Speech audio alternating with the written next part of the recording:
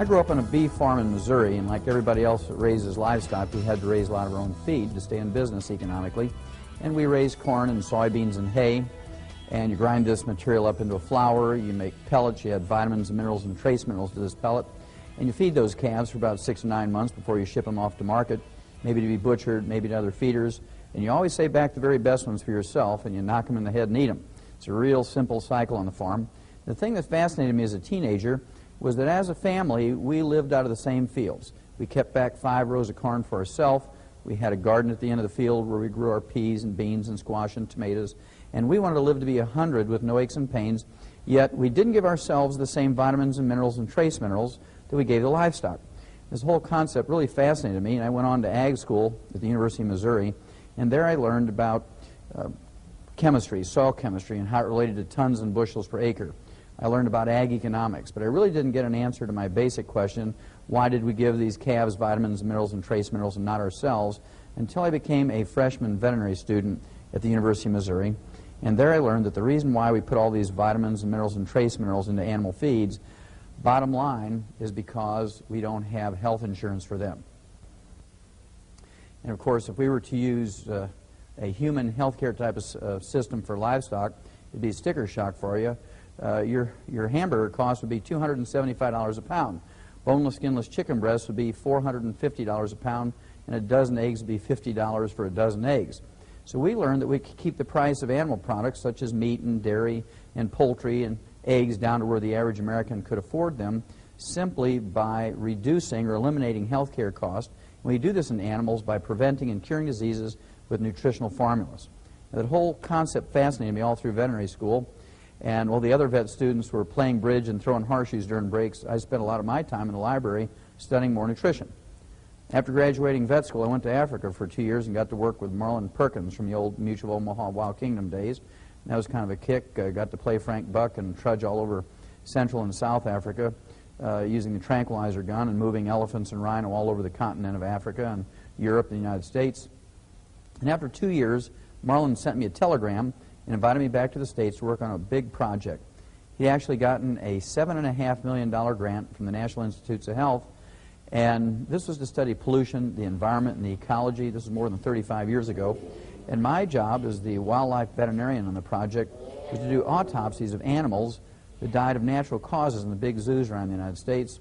And I was supposed to identify a species of animals that were ultra-sensitive to pollution. And we're going to use that animal much like the old coal miners used to use canaries. Remember how that story goes? They take the canaries down into the mine, and if methane gas or carbon monoxide were to leak into the mine, the canaries were more sensitive than men, and they would drop off the perch and die long before the men were in danger of suffocating or blowing up.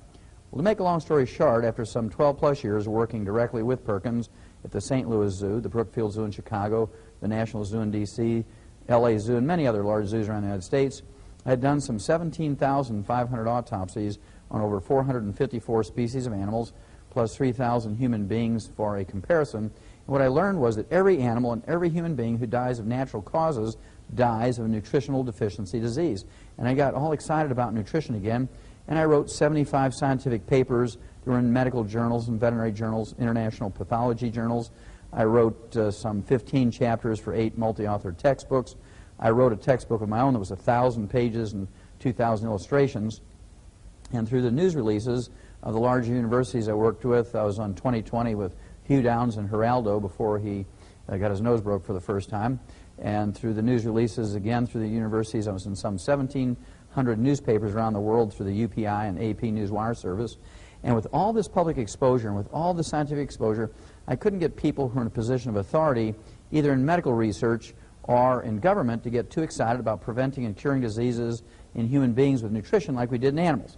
So I got frustrated enough, I went back to school up in Portland, Oregon, became a physician, and I practiced there for 12 years as a general family practitioner, and I used everything that I had learned in veterinary nutrition in my human patients.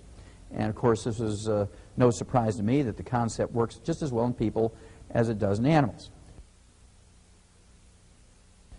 There are 90 essential nutrients, 60 minerals, 16 vitamins, 12 essential amino acids, and 3 essential fatty acids.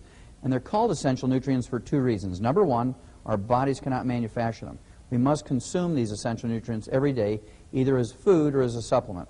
Number two, if any one of these 90 essential nutrients is missing for a couple of weeks, couple of months, couple of years, you get on the average 10 deficiency diseases. 10 deficiency diseases times 90 essential nutrients, that's 900 diseases that are preventable with proper supplementation. And the nice thing about this concept is, if you have any of these 900 deficiency diseases and you supplement properly, you have every honest expectation of getting some significant benefit. Many people will get 100% better.